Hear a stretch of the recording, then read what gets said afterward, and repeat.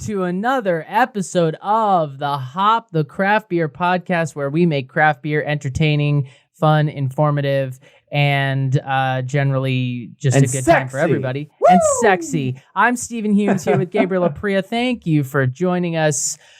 Round 98 is here at last. Thank God. And we're going back down to, we're back in California. We're back with an old timer. Where are we going today, Gabe? We're going to near San Diego. That's why I got all the Charger shit on. That's right. And also, they've been playing pretty well. But more importantly, we're going down near San Diego for Ballast Point Brewing Company, a brewery that I would probably say you've most definitely heard of, most definitely drinking one of their beers. If you know one of the OG beers that's available almost everywhere, spoiler alert, we're drinking it. We're very excited. We are very glad you guys joined us on this great Thirsty Thursday, and we are ready to dive the hell in. Let's get it. Yeah, Ballast Point, you know, it's kind of interesting. It's sort of like a full circle experience for us, I think, because when Ballast Point was sold to Kings and Convicts a couple of years ago, and it was right around the time that we started this podcast. It was kind of the first piece of news that we would really talk about on the show. Right. So here we are. We're drinking them, and as far as how that affects their beers, we'll see. But the point is that you can get their beers anywhere, and this is one that is definitely sort of widely distributed, sort of a nice contrast to the smaller brewery we did last week. They have a lot of options. They have some great artwork. They have a fish theme that I am a fan of. They have tap rooms all over the place. They're a great operation, so we're excited very aquatic. Yes, a very aquatic sort of San Diego marina sort love of me brewery. Some fish, love me some swimming, love me some snorkeling. I think it's great. We'll talk about their stuff and how they kind of got this idea further. But yeah, excited. Yeah. So thank you for joining us. Settle in, crack open a Ballast Point, and take a ride with us. Connect with the show if you haven't already. We appreciate everyone that does that reaches out to us. We are at the HO Podcast on Instagram and Twitter. You can contact us, hit up our personals if you want, at Shakespeareist over here if you want to see the nothing that I ever post. And Gabe is at Gaberade67. And you can send us an email if you have, we love to hear from you regarding brewery suggestions or requests. If you're like, I would love to hear more seltzer episodes. I would love to hear, more ciders on the show, gluten-free options, wine, whatever you want to hear. We'll do them if they are requested, and you can send us an email. We are thehopod@gmail.com. We are also a video podcast. Head over to YouTube. Check us out on there if you want to see Gabe's beautiful new Chargers jersey that took 6 months to show up, but now it's here. This is not the new one, but thank you. I appreciate it. Oh, that's awkward. And behind me, you can see the brewery. So all of that's available on YouTube. Just search for the Hop of Craft Beer Podcast. Subscribe, click the bell. You'll get notified when things are posted there, and it helps the show. It helps the show get better. Speaking of helping the show, you can also rate and review on Apple Podcasts. That's really the best way to help the show. If you are a regular listener, we would appreciate it if you just tap that 5-star or, any other stars. We don't want to pressure you, but 5 stars is our preference. But tell us what you like, what you don't like. Help us make the show better for you, and we will do that. No pressure, but if you don't give us 5 stars, you're dead to us. And that's just kind of how we feel. Let us know what breweries to hit up next. Let us know what breweries to repeat. We are here for you. Let us know if you're a football fan and you have a Color Rush jersey. Send us a photo of you drinking a beer. Color Rush! Sorry, had to do it. So stupid. All right, we're driving in. Beer news. All right. It was a pretty light week in beer news here, but some highlights. The can saga continues. It will never, ever, ever, ever, ever, ever end. The can shortage, the great can shortage of 2020 and 2021. But Ball Corporation is now looking at raising prices on aluminum cans for people that buy aluminum cans. That's not us. Those would be the breweries directly. But if the breweries have to pay more for their cans, we're going to pay more for their beer. So fuck. So just something to let you know that is happening. Also, Sierra Nevada. Recycle your cans, please, so that we don't have to pay more for beer. Also, Sierra Nevada has released their 2021 celebration. Officially, we mentioned it would be coming, but it's out. And that means it's Christmas, really. I mean, when you see celebration, it's Christmas. So it's great. It's a great beer. We'll be drinking it, maybe not on the show, but because we did it last year, but we'll definitely be drinking it regardless, just in our hearts. It's a great one to have, for just it's a fresh hop beer brewed with hops that just came out of the hop harvest. It's a good one. So grab it. We're going to report on Maui Brewing doing a transition. We just had a Maui Brewing episode just 2 episodes ago, and we talked all about how they are Maui and Hawaii through and through, how they really do all their brewing in Hawaii. Well, guess what? Whoops. Changes. They are moving their shit to the mainland. No, they're moving a lot of production to the mainland. They distribute to about 23 states in the country that are not Hawaii, and they've had supply chain constraints getting the beer from Hawaii here. So they're going to start brewing in Denver. They're going to start brewing a lot of their mainland products at Sleeping Giant Brewing. They have begun already. They started, I believe, with some of their seltzer products, but full production is expected to begin in the first quarter of 2022.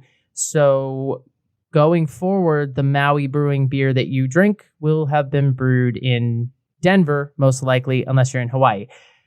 I don't know that that's going to affect quality or anything. It's just, there's just an essence to a Maui Brewing beer that it should be from Hawaii, and it makes me sad. But you know what? They're doing what they got to do, and more power to them. As true as that is, I will say I got it in New York, and I thought it was delicious. I'm sure it's a little bit better straight up in Hawaii, but again, they're doing what they can. They're doing what they got to do to keep the brewery moving, and really that's all that matters. And they were able to secure some production space at Sleeping Giant Brewing. So good for them. We're on an island. All right, moving right along. Elon Musk and Jeff Bezos got nothing on Sam Adams, because Sam Adams has a new West Coast IPA debuting this week after they sent a bunch of hops to outer space and brewed the beer with it. Crazy. Holy crap. I didn't even know you could do this, let alone try it. It's the official beer of Inspiration 4, the world's first all-civilian mission that traveled around Earth for a few days in September. Sam Adams sent 66 pounds of Mosaic and Citra hops into space. It orbited Earth. It lasted 22 days, 23 hours, and 3 minutes. So fittingly, the spacecraft 4-pack costs $22.33. It's a 6.2% IPA featuring notes of grapefruit, guava, and passion fruit.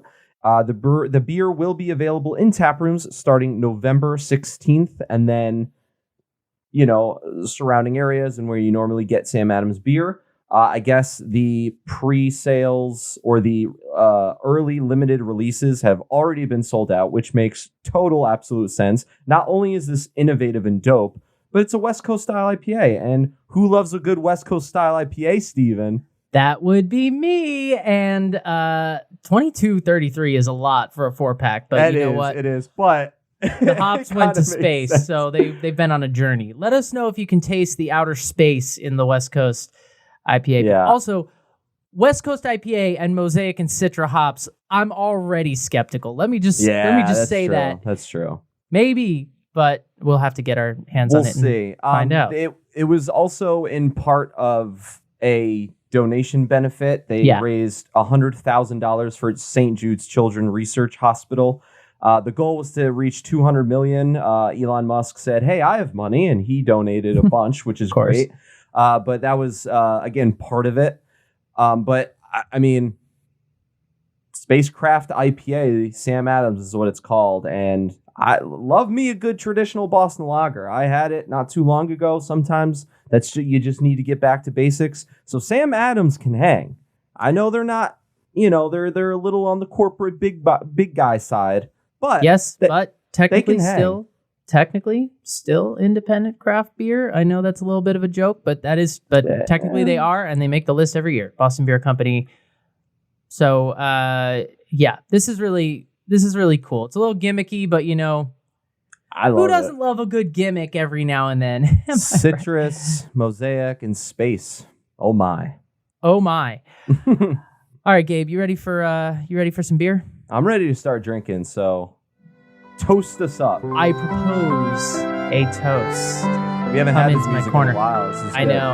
know. I felt like we had been neglecting it, so let's go back to our basics. All right, I propose a toast, and this is an excerpt from Poem of the Gulls by Lucy Maud Montgomery. Slumberous calm on the ocean and shore comes with the turn of the tide. Never a strong sweeping pinion may soar where the tame fishing boats ride. Far and beyond, in blue deserts of sea, where the wild winds are at play, there may be the spirits of seabirds. Be free. 'Tis noon, for the gulls are away. And I would like to end the toast by getting really deep and meaningful with a short poem by Richard Brautigan. At 1:30 in the morning, a fart smells like a marriage between an avocado and a fish head. I have to get out of bed to write this down without my glasses on. Poetry. Amen. Are you thinking right now? Like I am? Shakespeare who? Good work, Richard. That just catch your eye, made you feel all warm and fuzzy inside? Yeah, I was looking for poems about fish, and I saw that, and I thought, That'll you work. know what? That's in the episode. It feels weird and wrong, and it feels somehow on brand. And welcome to the hop, Rich.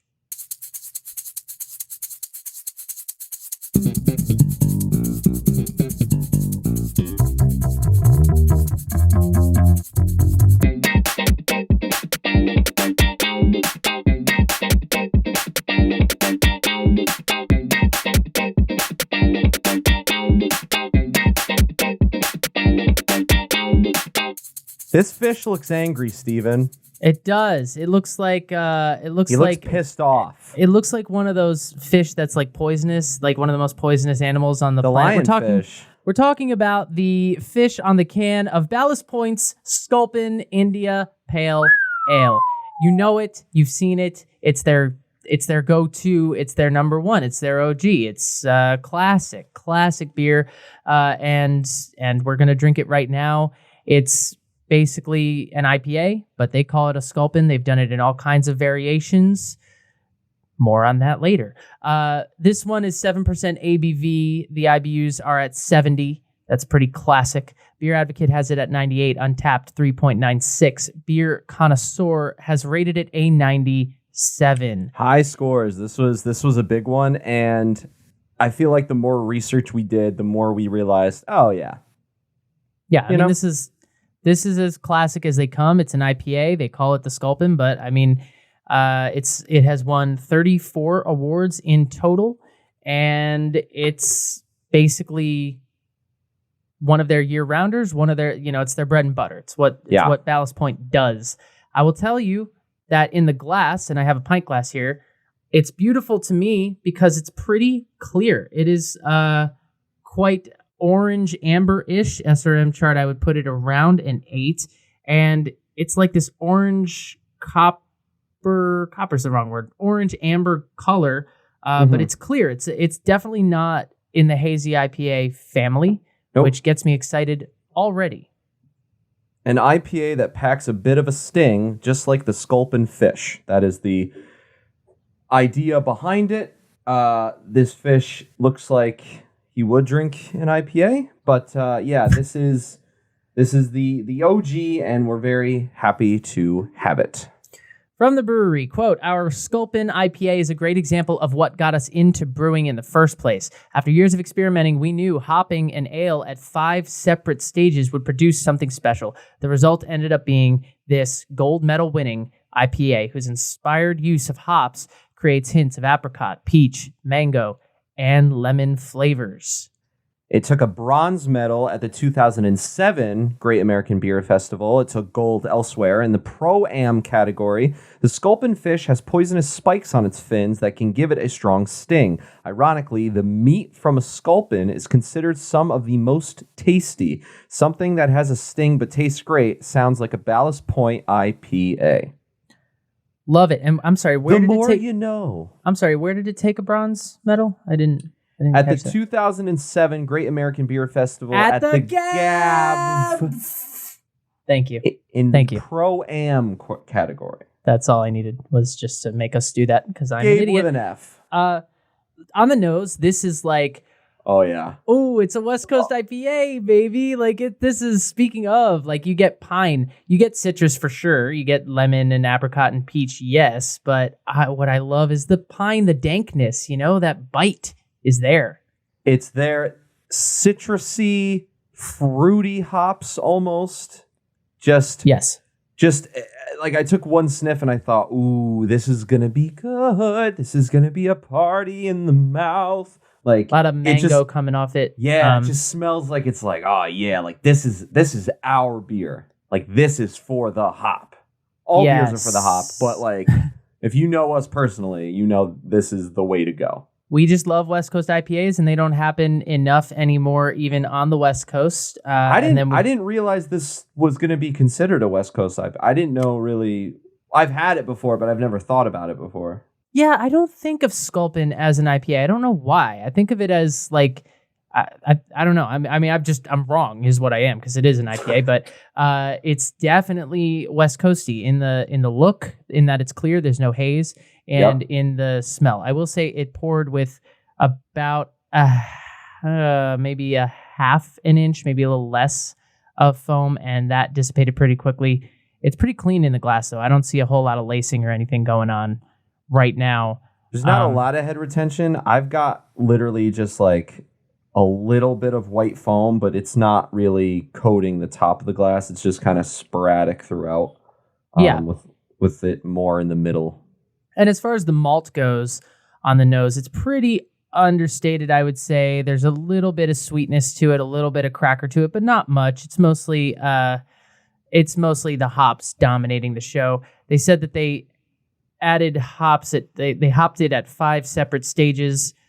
So, anybody's guess where that was. I'm assuming they dry hopped it at some point. Yeah. Added it to the mash, the whirl. Who knows? We're not scientists.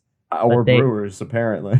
But in terms of what hops are in here, that would be, I'm sure it's changed over time. It's been around, like Gabe said, since 2007. So this is a 15-year-old beer-ish, a little less than that. So, but there's definitely a blend of, it's not all the tropical hops. There's definitely some earthier hops in here. There's definitely some, maybe some Simcoe, maybe some Cascade or Centennial. I don't know that for sure. It's just that there's that bite, that pine, the earthiness, the spiciness, all that stuff is there, and it that's what makes it a West Coast IPA, right?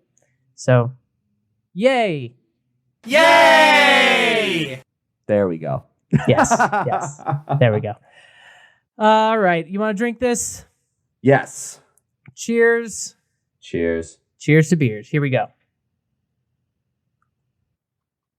Okay. Yeah, I see what you're saying now about West Coast style. All right. Yes, for sure. I don't know why I didn't read anything that made me say West Coast. I was just like, oh yeah, flavor and IPA. But yes, definitely in that direction. Definitely citrusy, hoppy. It's got the bite to it. It's not too strong though. It's really, really good. If you don't like IPAs and you want to try something, I think you can handle it. This might not be your favorite beer, but I think you can handle it.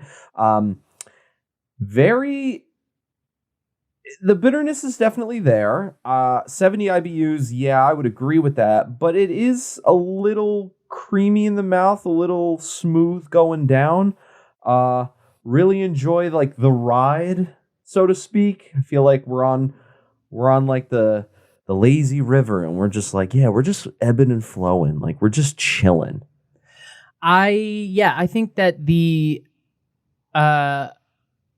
the bite of the hops, the bitter part takes over pretty quickly. Before it does, you get like a dab of all the citrus you get. For me, it's like tangerine and tangerine peel. I wouldn't go so far as to say grapefruit, but tangerine, some mango, some apricot, and it's an earthy thing. It's not, to me, it's not juicy. I don't think that term applies here. It is earthy, a little bit of spiciness to it, and then the hops. That resin. Then the resin takes over, and when the resin takes over, that's kind of what you're filled with, like from then on. Like at that point, it's bold, it's balanced, yes, but it's bold and biting and hoppy bitter, and this is like what makes people love IPAs, but it's also what makes people hate IPAs. Like this is why we've transitioned into more juicy IPAs at this point, because a lot of people don't like the bite. But if you like the bite, don't sleep on Sculpin. I mean, this is a classic, really good one, really well balanced. In the mouth, for me, creamy is not really the word I'd use. I'd say it's sort of medium to full-bodied, luscious flavor. I would say it's dank for sure. I don't know that I would go creamy myself, just because it feels a little bit more. The carbonation is pretty high, and it feels a little zingier than that to me. That's just me. And then the back end is like lingering hop bitterness. You just had an IPA. And you know it. Yeah, you know? For sure. I would completely agree with that. There's something everyone has their own tastes, and I get it that some people don't like the bite, but I don't know. Sometimes the bite is one of the best parts. I'm not saying that without the bite this beer would like suck or anything. That's not what I'm saying at all, but there's just something about that bite that makes it that much more enjoyable.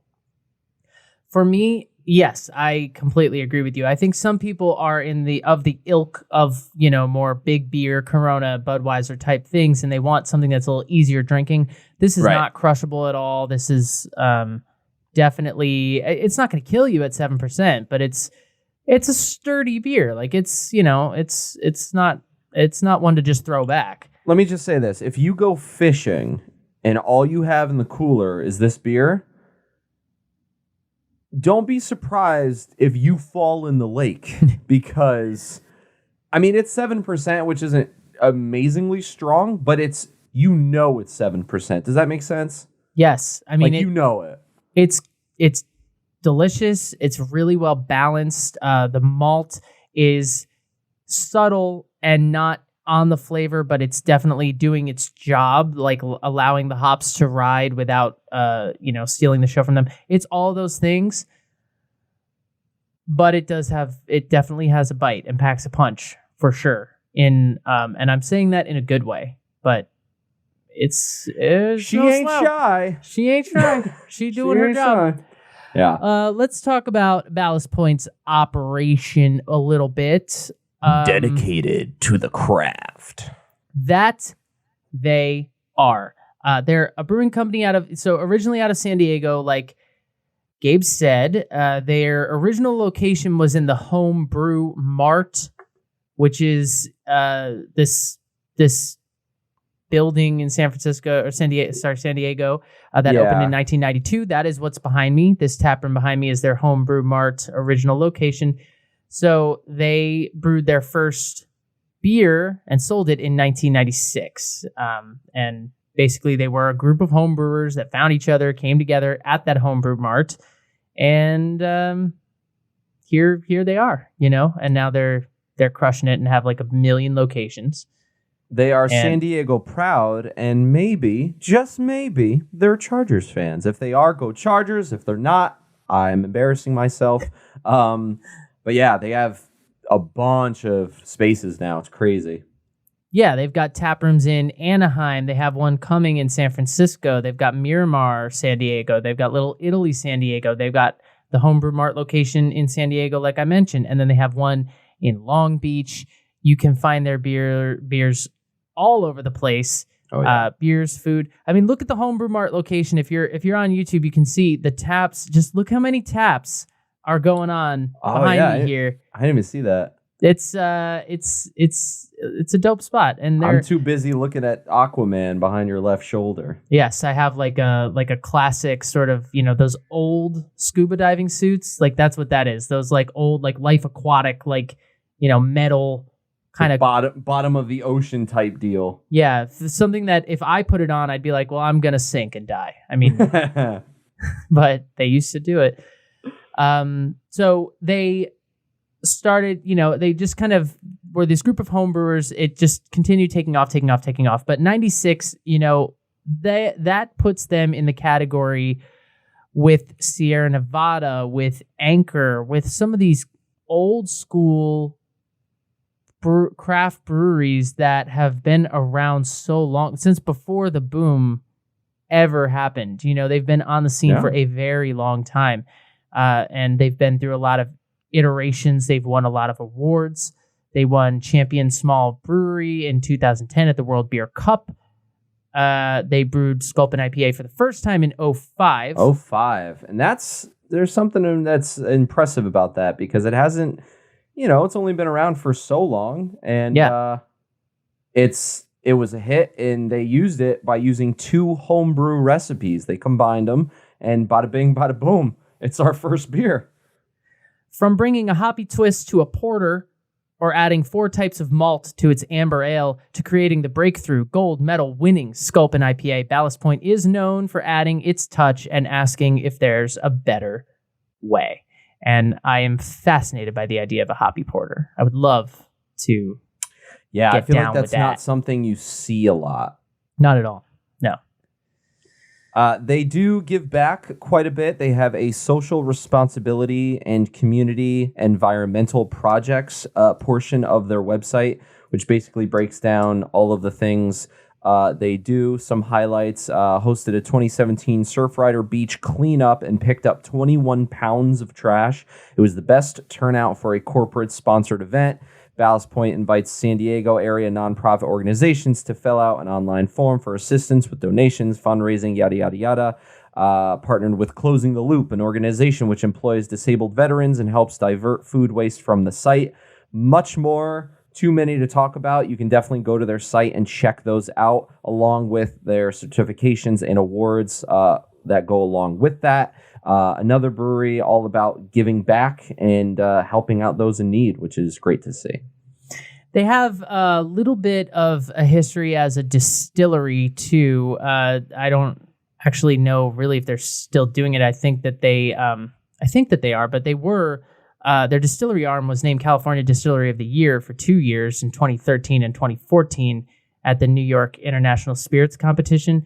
This company also spent some time on the East Coast. I believe that the taproom is now closed, but they had opened a brewery in Virginia and sent their first keg of Grapefruit Sculpin to then Governor Terry McAuliffe. Terry, I'm sorry for your loss this week, by the way. Awkward. But he Sorry, bud. Drink a beer. But when he was governor the first time, he got to drink the first keg of Grapefruit Sculpin brewed on the East Coast in 2017. How cool is that? Did he get to keep the keg? I don't know. Is it on his wall somewhere? Now he's unemployed, and they don't have a taproom in Virginia anymore. So, ooh, double burn. Sad music. I got it. Another one bites the dust. Boom. They let's see. I guess we should talk about the Kings Convicts thing. They were bought by Kings Convicts is a Chicago-based craft brewery. We have talked about this on the show, but because they were owned by Constellation Brands for a while. Constellation Brands is a huge sort of macro thing, and so Kings Convicts actually brought them back into the craft fold. When they were Constellation, they kind of weren't craft beer as much, because Constellation Brands is like a big corporation. So Kings Convicts sale, they were sold for an undisclosed amount of money. It was probably between 75 million and 200 million, but no one's really sure. So Ballast Point now is back in the craft family. They currently sell about 16 to 20 different types of beer. We'll get into what's on tap, but it's an interesting move for them, and I think it's a positive one that they feel, and it even says on their website, we're back in the craft game because we've joined this Kings and Convicts sort of community. So it's a good thing for them. They have added a kitchen and an R&D brewery in Little Italy, San Diego. That's been around for a few years now. And they also opened in 2019, opened their first restaurant and brewery in downtown Disney. Yeah, I was going to say that Anaheim brewery is in Disney. Not bad. Go hang out with Disney. Mickey and raise a beer. Yay. I'm not going to play it again. I was like, here it comes. No. No, not again. And then 2021, this year, they are celebrating their 25th anniversary, which, I mean, guys.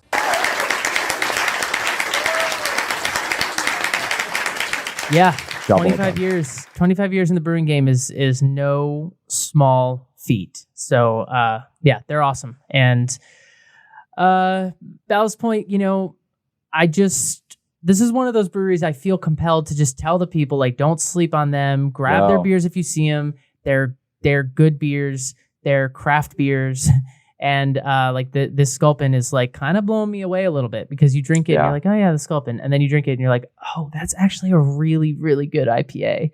It does everything it's supposed to do. It's very solid. It's very great. And, again, they got that nice aquatic theme. So if you like fish, if you like the ocean, if you like to swim, and you like beer, Ballast Point. Dedicated to the craft. All right, Gabe, do you have any last thoughts here on the beer before we move into round 2? Yes, I do have final thoughts. My final thought is he's going to take the last gulp. That's what's happening right now if you're listening. That's my final thought. It's amazing. It's dope. I really like it. It's this nice, hearty, humble 7% that can get the party started. Boom. Great. I agree. It's balanced. It's beautiful. It's West Coast. It's an IPA the way an IPA is supposed to be done. 7%, 70 IBUs. I mean, classic. I would even go so far as to say they're magically delicious. That it's magically delicious. I'm going to kill that little leprechaun. I swear to God, I'm going to find him one day. It's my favorite drop. Sorry. The Sculpin has come in a lot of iterations. I've had the habanero one. That was a trip. That was weird. That one I've never had that one, but you were telling me about that, and that sounded insane. That was weird, and given your history, I don't think you would like it very much, but they do have other versions of this, and Gabe's going to drink one of those, so why don't we let Gabe do that, and then I'll take us to a whole new world. All right, Gabe. I want a drop of you singing that. No. I'm going to make it. Get ready. Second beer it is. Here we go. This is the Sculpin IPA, but I got the grapefruit edition. Now, I'm going to be honest. San Diego Brewery in New York, we don't have amazingly great options. I wanted to get the one that Steven's doing next. I wanted to get another one. These were the two solid options given what I was able to get and the time I was able to use. Not using it as an excuse, I'm thinking of it as another beer, but it's going to be very similar just with grapefruit. This is what it looks like for y'all on YouTube. It's literally the same fish, but with a little bit of that grapefruit color rather than just plain orange. It is another year-rounder. It is quoted as an easy drinking beer that tastes like summer. Well, it's fall, and we don't care, so leave us alone. It's also 7%. It also has 70 IBUs. It's pretty much the exact same color. I would say a little bit cloudier, but definitely not hazy. Not really clear. You can't really see through it. The video doesn't really do it justice, but it's more cloudy. I'm not going to say hazy. Beer Advocate gave this one a 96. Untapped gave this one a 3.96. Beer Connoisseur gave it a 95. Scores are very similar. It's won 7 awards, respectively. Our Grapefruit Sculpin adds a fresh squeeze of tangy bitterness to our signature IPA. Some may say there are few ways to improve Sculpin's unique flavor, but the tart freshness of grapefruit perfectly complements our IPA's citrusy hop character. I'm interested. Yeah, I think grapefruit is a good addition to that whole situation because grapefruit is, we've talked about this a lot before, but grapefruit is one of the more bitter of the citrus families, so it goes well with bite and hop bite and all those kinds of things. So I think it is a match made in brewing heaven. Don't have to tell me twice. All right. Let's get into it. The same amount of minimal lacing as the other one, same head retention. I feel like most of this is going to be very similar with some additions, so we'll see.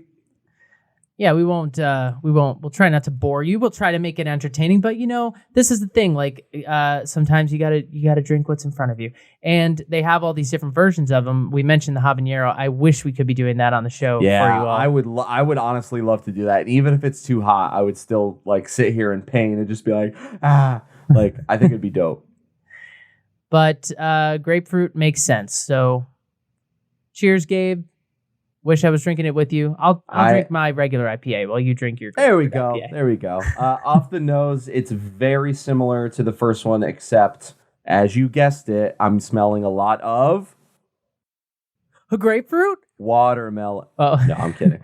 No, grapefruit. Yeah, it's what? It's like the grape. It's literally the West Coast smell we had plus a shitload of grapefruit. So here we go. I'm gonna chug this. Do you want to mention quickly the other iterations? I don't know how many there are, to be honest with you. I mean, I know about the habanero, as I mentioned a few times, which was a crazy experience because that was it was just so, I mean, it was really the first time I'd ever had a pepper beer. So I was like, well, sure, let's see what happens. And then it was hot,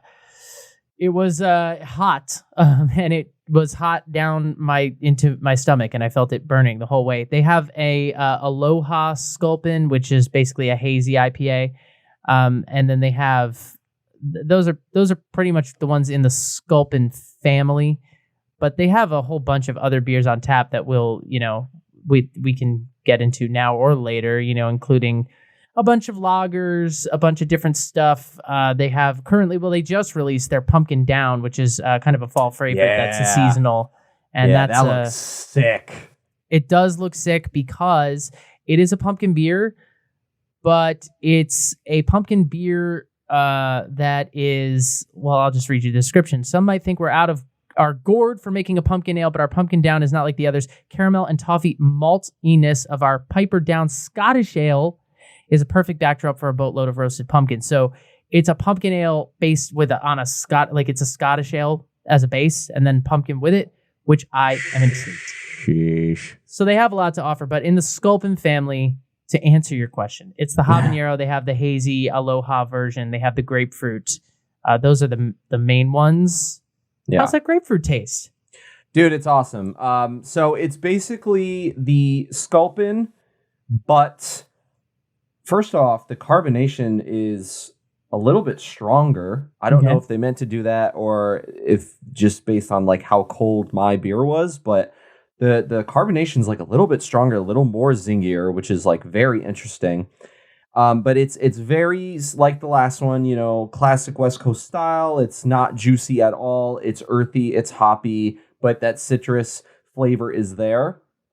I think obviously you get a lot of grapefruit and you get a lot more citrus. I think the first Sculpin is for the people that like beer.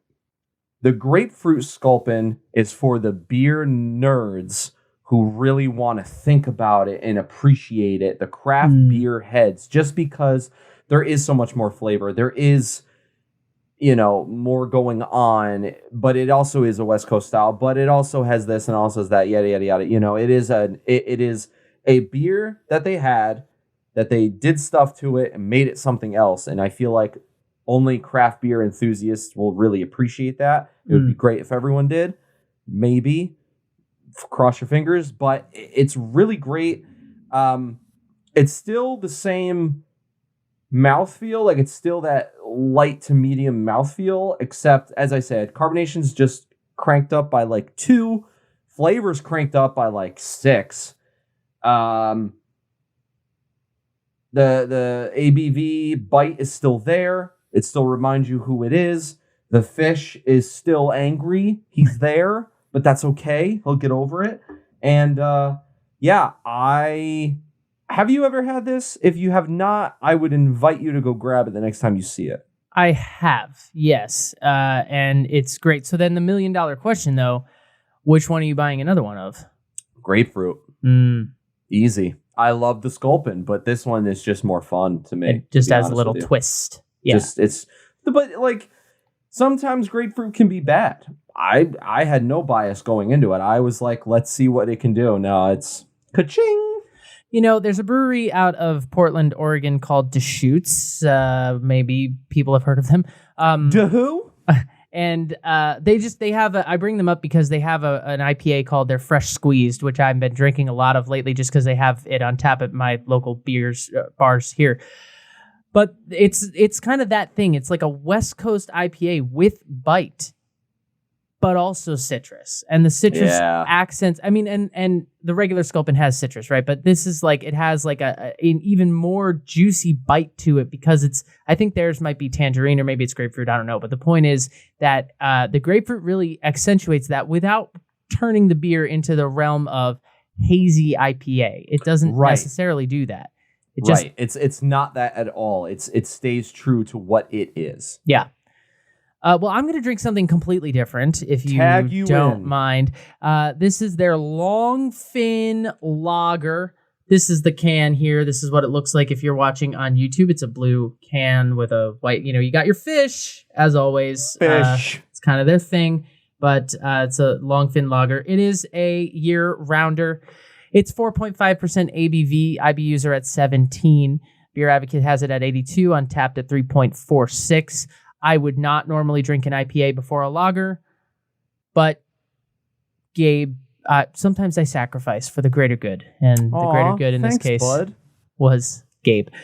From the brewery, our Longfin Lager has become one of the go-to beers with the team at the brewery, one of the most difficult beers to brew because of its simplicity, a solidly balanced Helles that finishes clean with a hint of hops and Chardonnay aromatic notes. Pilsner malt and crisp cracker notes follow in taste with a soft pepper bitterness. It would easily fit in at any German beer garden, but we think it's perfect for enjoying on the beach, the boat, or wherever you can put an ice chest full of beer. And here we go. And they also just redesigned the art on the can. They make a note about that, so that's fun. Now, is that a fish or is that a whale on the can? No, that's a fish. It's a longfin. It's a longfin fish. Okay. Yeah. Okay. Because from here, I mean, I'm only going off of the can you have, but I'm also going off of their website, and it kind of looks like a tiny whale, which I was going to be like, no wonder you picked this beer, Mr. I Love Blackfish. We could talk about it. It's great. Can't just throw that out and without with context. That's a weird thing to say. I just Mr. like Blackfish. It. There's reasons for it. He loves that movie. SeaWorld's fucked up. Okay. The beer poured with not much head at all. It was pretty thin, no lacing here, but what head was there was a sort of fizzy white cap that dissipated quickly. It is like a light yellow color, golden color, true to the lager style. On the SRM chart, I would put it around a 2 or a 3. It's very light yellow. I'm excited for this. We had our Oktoberfest episode recently, and every fall I am just reminded of the beauty of a good, crisp, malty lager. And I shouldn't just say fall because it works in the summer too, but I do love those things. So here we go. I'm diving in on the nose. Okay, this is much more summer lager than I think their description has, the German thing, but this is definitely a Helles. It is not like a fest beer, and there's a distinction there. There's a lot of lemon on the nose here. There's a lot of sweet citrus, so you get the pale malts in the cracker, but it's not that sweet malt thing. Like, when we smell the fest beers and it's like honey, and it's like, yeah, this is much more floral, much more herby, lemon, and then definitely those like spicy German hops. But it's lighter. It's got Chardonnay is a great word for it. White grape, stone fruit. There's a fruity sweetness to this that you don't necessarily get when you go in for like those German, Marzens or Fest beers. Yeah, and when you read that, when you were talking about the brewery description, I was kind of like, huh, really? Interesting. Like that kind of threw me for a loop. So I'm sure that can alter the taste in more ways than one. Yeah, the Helles style has I don't mean to keep using this word, but it really is the best word for it, a spiciness to it. This has, there's a little bit of sulfur on the aroma at first, and then along with the lemon, but it's distinctly lemon. It's not citrus and there's nothing tropical about it. It's definitely vibrant on the nose. It's definitely one that you're like, it almost reminds me of like a lemon shandy. Almost. It's not that sweet, but it's got a lot of like bright citrus, bright summery things coming off the nose. I want to be like on a porch somewhere in the early evening, just taking in the sun. Yeah. So with that, I will now sip the Longfin Lager by Ballast Point Brewing. Enjoy that. You mentioned other beers and one in particular, so I'm going to mention other beers and one in particular because I just can't wait to talk about this beer. They've got a bunch of other stuff on tap, but they have one called Victory at Sea. It is a 10% seasonal imperial porter. It is described as a bold, smooth brew with just the right amount of sweetness. We infused this robust porter with vanilla and San Diego's own Cafe Calabria coffee beans. The subtle roasted notes and minimal acidity of the cold brewed coffee balances perfectly with the sweet caramel undertones of the malt, creating a winning combination of your palate. And it is a 10% imperial porter. Oh my Lanta. Among other beers, among other great things, they've got a bunch of limited series, the Pilsners, all different kinds. There's the Habanero you were talking about, Legion Lager if you're looking for another lager, Phantom IPA, Manta Ray Double IPA. Every great brewery has a double IPA. Steven, how are we feeling? All right, so this is an interesting journey because it definitely doesn't drink like a lemon shandy or anything like that. What you get on the nose is much sweeter than the experience of drinking it. The lemon citrus flavor is there. The crackery malt is there. It's much wheatier than I expected it to be. I would say lemon wheat is sort of almost in a Belgian kind of way. It's very wheaty. The malt, there's a little bit of honey in there too, a lot of white grape, a lot of that Chardonnay thing. It's very carbonated to me. I would say the carbonation is high. The mouthfeel is sort of medium bodied. It's a crisp and dry beer. This is crushable. This is smooth.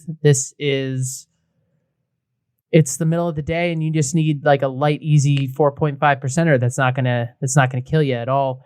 I don't get a lot of bitterness to it, but I do think that those German hops and the wheatiness of it are what take it away from any kind of Pilsner, Marzen, Fest beer and put it sort of squarely into a Helles category. It's definitely a Helles. And they have other lagers that, they have a hoppy lager that would be interesting to try. They have other versions of their lagers, but this is not, I think a lot of times when you see like, oh, the brewery's lager, you think Pilsner sort of right away. And this is different than that. You go to that like very light beer mindset. Yes. I would say on the sweet side, again, it's that lemon citrus, it's the honey, and it's those stone fruits, the grape, the little bit of green apple. On the malty side, it's spicy and crackery, but it's not sweet malt. It's more like it's weedy. It's just weedy. It's straw. It's hay, and those things balance together pretty well. It is, and ultimately, it finishes with like There's just no flavor. It's clean. It's crisp. It's dry. It's great. Great job. But of the two, I would definitely take the Sculpin because of my preferences. Right. Right. But it's a good lager and an interesting one, and definitely sort of you can tell that there's a Ballast Point twist on the style. It's not just our lager. You know what I mean? Now, you mentioned if you need something light to get you through the day, where can you see yourself drinking this?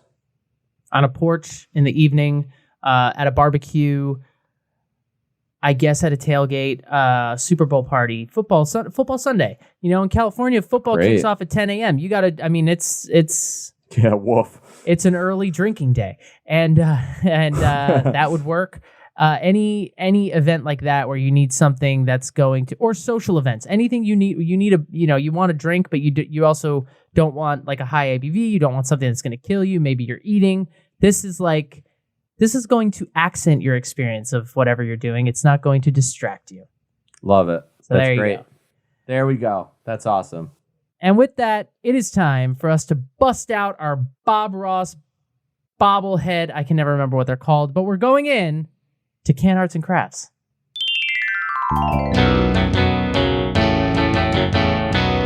Can Art and Crafts. The term you were looking for was Funko Pop. That's what right. they are That's called. right. But that's okay. Sorry. No worries at all. All right. So we're going to go in order. The Sculpin. So as you may or may not know, for those of you on YouTube, for those of you who know this beer, who have drank this beer, that know everything about this beer, we've got the Sculpin Fish. It kind of does look like, as you mentioned, a lionfish, which is one of the most poisonous fishes in the world. Don't touch it. It will literally kill your face. So the fish is big and bright. The can is orange with the writing. Sculpin is big and black letters. This can has something to it. It's kind of got like a reflective kind of thing. If you're on YouTube, you can see just me and my computer, and you can see all my secrets. But it's cool. I really like it. Bright colors. I mean, this is the type of can that you just have to see the fish, and you know what you're drinking. The grapefruit is literally the same thing, except where you see orange is where you see that orangey red color of a grapefruit. And then Stevens Lager is very simple, very light, very fish is properly displayed. It's got a little bit of that bluish white to it. It's on the simpler side, but I have an appreciation for it. I think it kind of has the message pretty clearly. What I think is great, but who the hell cares about that? Not even me. Let's talk about how this came to be.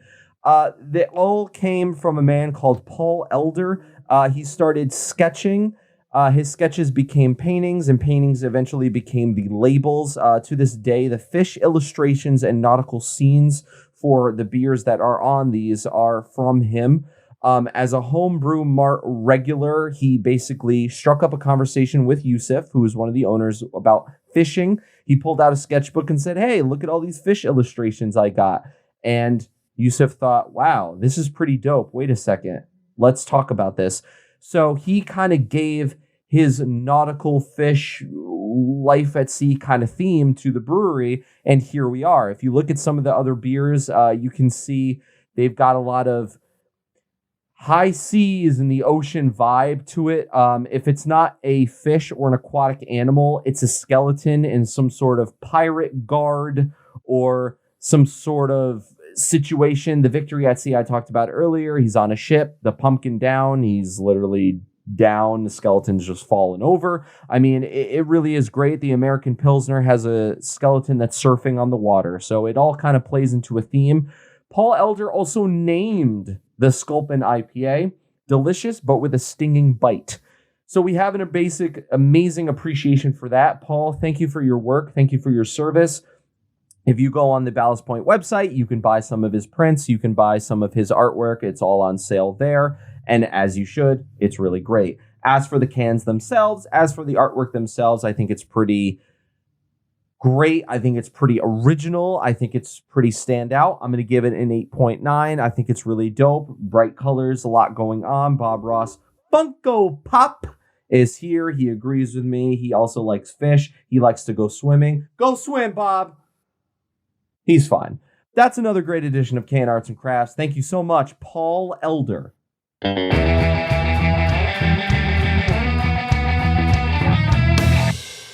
Do not sleep on Ballast Point Brewing. They have a lot to offer. They are a craft brewery out of San Diego, a craft brewery that's been around a long time, but still a craft brewery with great craft beers and a killer IPA at the core of it all. So good job. To represent just who they are. It's that all you have to do is just get handed one of those IPAs, you're sold.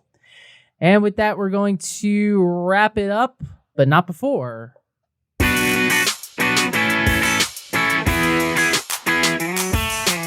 Last call. We love to do last calls about animals sometimes because animals fascinate us. And you know what's a weird animal? The moose. There was a school in Saskatchewan, Canada. Where else? A grade school in Saskatchewan was disrupted last week when a moose ran through a large glass window and crashed into the classroom. The moose then proceeded to stumble around, dazed, which I guess makes sense. It just ran through a bunch of glass. Yeah. And the students were safely ushered out of the classroom. One child sustained minor injuries. I am intrigued. Because of the moose or the glass? What happened to the kid? Yeah, I got to be honest. When I first read this article, there was a small, and maybe this is just the dark side of my brain, there was a small part of me that thought, okay, did he get trampled? Did he get hit with the antlers? Like, what happened? No. The kid sustained minor injuries that did not require medical attention, but and then the moose was tranquilized and relocated to not inside a classroom. Can you imagine being in your math class and all of a sudden just dozing off when all of a sudden the glass beside you shatters and a moose. Multiple moose. Yep. Wow, I hate that. Yeah, I know. It's the one like animal plural that I know and am confident about. And if I'm wrong, it'll be even more hilarious. But I'm like 99.9% sure. Look at all those moose. They are weird animals. Moose are the animal equivalent of, you know, those dudes who go to the gym and they like really work on their top, but they don't work on their legs at all. So they just get huge, but their legs are like spindly and small. That's how I picture moose. Moose skip leg day. That's pretty much the vibe we're trying to put out there. But one of the best parts of this article is the last sentence. Officials said the rest of the school day continued as normal. I'll call bullshit. No, it didn't. Everyone was freaked out. How could it continue as normal? If a moose bust through the glass in the middle of my class and I was freaking out and I sustained minor injuries, there'd be a small part. Like, you can't be like, wow, that was exciting. Anyway, turn to page 34. I'd be like, no. Can we have a therapy session about this? Yeah. Also, how can the school day continue as normal when room 304 has a gaping hole? Exactly. There's shattered glass everywhere. Would we just got to ignore this and just did someone like? First off, Saskatchewan is just a funny city town name. Of course, it's Saskatchewan. It had to be Canada. It couldn't be anywhere else. It couldn't be like Baltimore, Maryland. It had to be Saskatchewan, Canada. No, where do moose do their moose things? Not in Baltimore. In the Great North, Maine, that's where apparently they do it. And north of the wall. That's correct. Crashed into a classroom, broke through the glass. Listen, moose are huge. They're very big. You don't want to hit them with your car. Like, you don't want to get near them. They will literally rip your face. Maybe they won't rip your face off. They're not mean. They're just like deer, but they're bigger and their antlers are bigger. And like, have you ever seen a moose without antlers? That's even creepier because it's like, it looks like a horse or something, but it's moving weird and its body's weird. It's like a horse with the body of a cow and the legs of like a cat, and I just don't understand it. And it's like a science experiment that went wrong. And it's big, and apparently like you can't, like, you know, they get it, like you have to trick them out of the town with like apples and stuff. You can't harm a moose. You got to, like, you know, how did they move it? They tranquilized it, then what? They picked it up with a crane? I mean, maybe they probably put it on a tarp and they were like, all right, everyone, all 12 of us grab a side. Heave. And 1, 2, 3 lifts. But all that was going on. But the school day continued as normal, though. Yeah, but you know, the children had to learn. I mean, I think one Meanwhile, day the entire sheriff's office is down the hall trying to escort a moose out through the glass window. Lift with your legs, Jimmy. Wow. What I wouldn't have Focus given on the math assignment, please. What I wouldn't have given to see a moose crash through. I wasn't good at math, so that would have been the perfect classroom to just. That's a weird. I mean, I would assume that the moose didn't know the glass was there. Have you ever done that? Have you ever walked into the glass? Oh, Steven, I've ran into the glass before. Oh, really? Did you shatter it? No, I was going to say, you've done this. You are the moose. Oh, I am the moose. I will 100% admit it. I've had 2 beers, so I have no problem talking about it. I've ran into the glass and just kind of bounced off of it. But one of the other things I did was I didn't know the screen was there. The screen. Yeah. There's the glass door and then there's the screen door. Yeah. I ran so hard into that, the screen door fell off the thing. And I wasn't even at my house. I was at a friend's house for a birthday party. And I was fine. I remember just standing there in shock. And we were young at the time. So my friend's mom came up to me and was like, oh my God, are you okay? And I was just like, yeah, I'm just embarrassed. Why were you running out of it? Doesn't matter. We were children. It was playtime. I don't know. The point you were is, happy. Don't run into a screen door. The thing is, this is a real phenomenon. Put window panes or something on your glass doors. Don't remember that Windex commercial where the pigeons? Bird, yeah, they weren't pigeons. They were crows. But Steven would know. He's still traumatized by it. It doesn't matter. Okay, we got to get the fuck out of here. Ladies and gentlemen, thank you for joining us for another great round. Moose are weird creatures, and they're... Moose are weird creatures. Sculpin IPA is here to stay. Ballast Point, go do the damn thing. And thank you for joining us yet again. We will see you guys next week. We'll be back next week. Until then, drink good beer and have a good life. We'll see you then.